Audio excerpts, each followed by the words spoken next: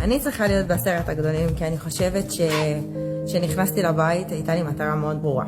קודם כל לבוא ולהשלים עם אחי. זה כבר מטרה שסימנתי עליה בי. ואף אחד לא הכין אותי לבית הזה. להתמודדות ולקשיים, ולרגשות שפתאום מציפים אותי. בדרך כלל אני לא בן אדם שהוא רגיש. יפה לך לזלת. יפה לך לזלת. הכרתי פה אהבה, מה שאני לוקחת ומחבקת אותה, ומברכת על זה. אני חושבת שיש לי עוד מסע קטן לעבור פה בבית, ולכן אני חייבת להישאר בבית ולהיות בעשרת הגדולים.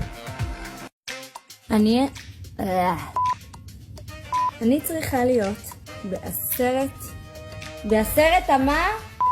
אני צריכה להיות בעשרת הגדולים, כי כמו שאני הגדרתי את עצמי כברבי. I'm a Barbie girl in a Barbie world. והגעתי לאן שאני רוצה, רק מלחלום, גם כאימא, גם